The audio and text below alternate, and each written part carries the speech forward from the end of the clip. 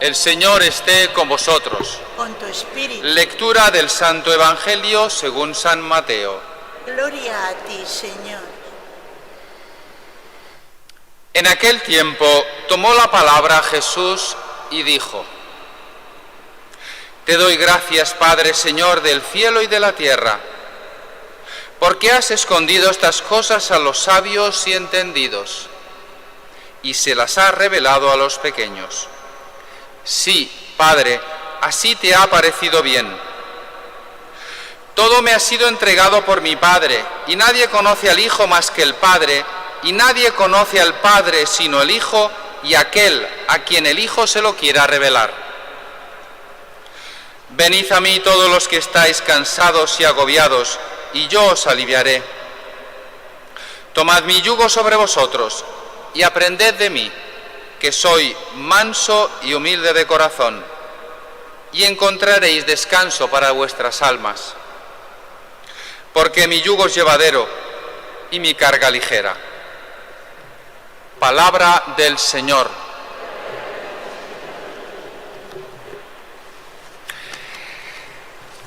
Decía que este Evangelio es tal vez este pasaje del Evangelio de Mateo es tal vez de los más dulces y entrañables de todo el Evangelio.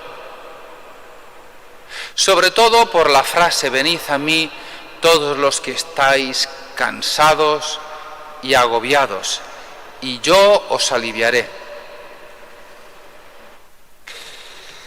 Es una frase que no pierde actualidad, pero no son solo palabras, sino que realmente tiene un contenido de verdad. Esto es así, y quien ha experimentado esta consolación, este alivio al encontrarse con Jesús en esta vida, no en el de la historia solo, hoy, en el sacramento, en los sacramentos, en la oración, en la meditación, se da cuenta de que Él es el gran alivio de nuestras almas.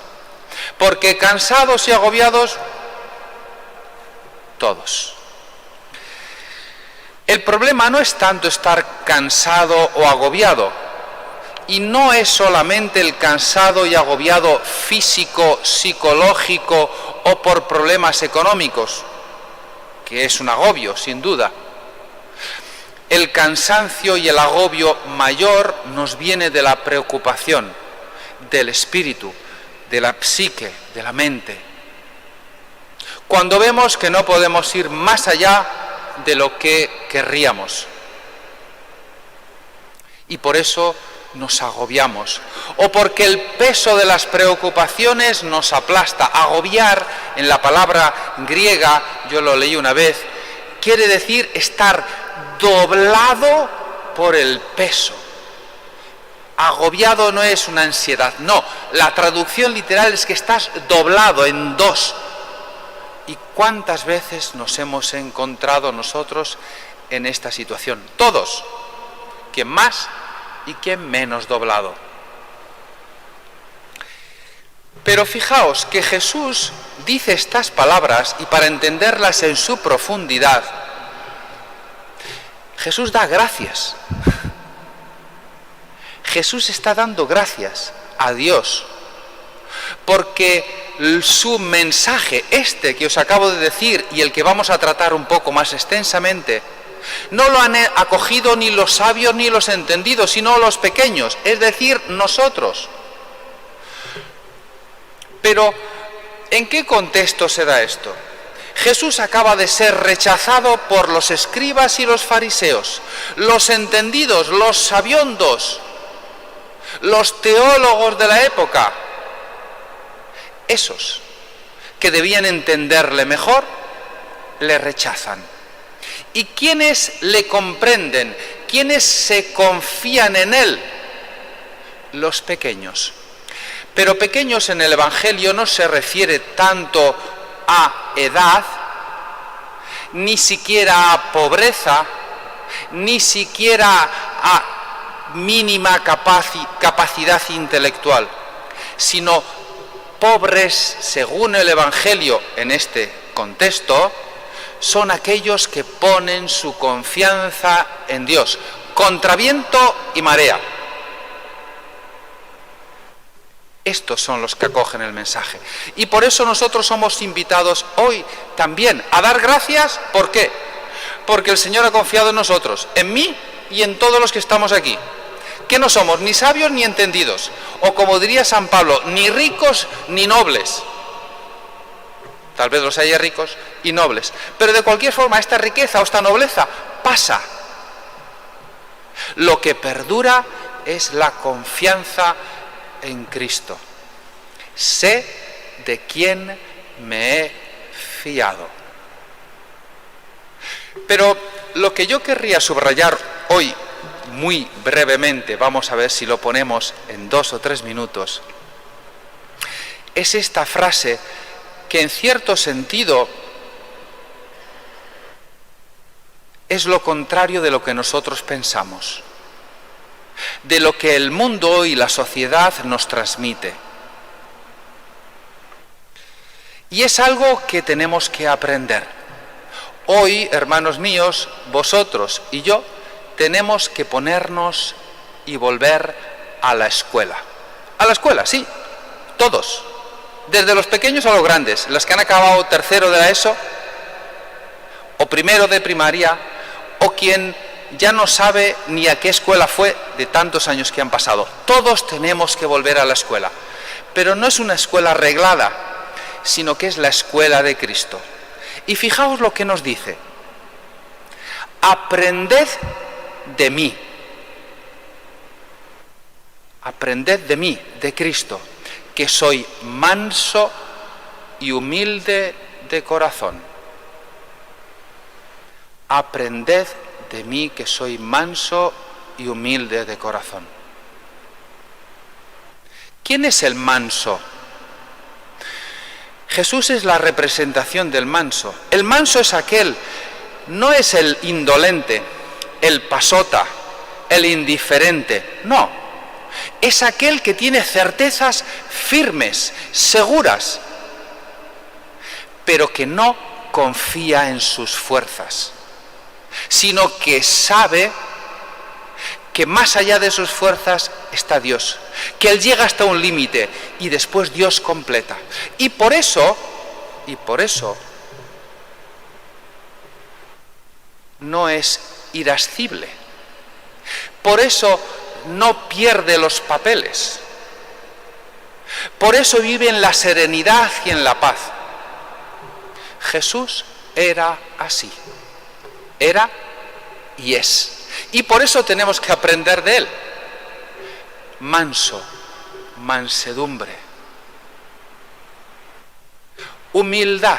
¿Qué es la humildad? Humildad, diría Santa Teresa, que es andar en verdad. Pero lo podemos comprender mejor si lo vemos, si vemos la otra cara de la moneda, el orgullo. Como decía un amigo mío, que hay gente que vive y pasa su vida hablando de sí, en mí mayor sostenido. Es decir, yo, y yo, y yo, y después yo. Y sin embargo el humilde, si tiene que hablar de sí, habla y se retira. Dice la verdad, sin miedo, pero se retira. Tampoco se hincha cuando le elogian, porque sabe que es humilde, que quiere decir poca cosa, que quiere decir que viene de la tierra. Esto es lo que quiere decir la palabra humilde, de humus. Y en Jesús, la mansedumbre y la humildad le lleva a algo que nosotros necesitamos y que Él representa, la misericordia. El que es manso y humilde está abierto a la misericordia. De hecho, el Salmo dice: tú, Señor, eres lento a la cólera y rico en misericordia. Lento a la cólera y rico en misericordia. Puede ser que nosotros seamos muchas veces, y yo el primero, rápido a la cólera y muy retrasado en lo que dice respecto a la misericordia. Y por eso tenemos que volver a la escuela de Cristo. Volver a la escuela de Cristo quiere decir volver a ser mansos y humildes de corazón. Y allí encontraréis vuestro descanso. Si hacemos un repaso de las personas a las que más queremos y admiramos en nuestra vida, os digo que todas brillan precisamente por su mansedumbre y humildad. Porque tenemos un sexto sentido para rechazar a los orgullosos y a los irascibles. Y para acoger, comprender y acercarnos a los mansos y humildes. Por eso que Jesús en la cruz, cuando estaba en la cruz, y esto me lo habréis escuchado más de una vez, estando en la cruz y muriendo, él que era manso y humilde de corazón, dice: Padre, perdónales, porque no saben lo que hacen. El manso y humilde es misericordioso. Y para nosotros, ¿qué es? Si somos mansos y humildes, vivimos según Cristo. Construimos una sociedad mejor, pero sobre todo hallamos el descanso de nuestras almas. ¿Por qué? Porque más allá de nuestras fuerzas, que la hacemos, como diría San Ignacio, haz todo como si dependiese de ti y no de Dios, sabiendo que depende totalmente de Dios y no de ti. Esto solo lo puede decir uno que es manso y humilde de corazón. Queremos dejar un buen recuerdo en el mundo, no lo vamos a hacer por esto. Queremos dejar un buen recuerdo en el mundo y en nuestro paso por el mundo. Queremos ser amados y amables.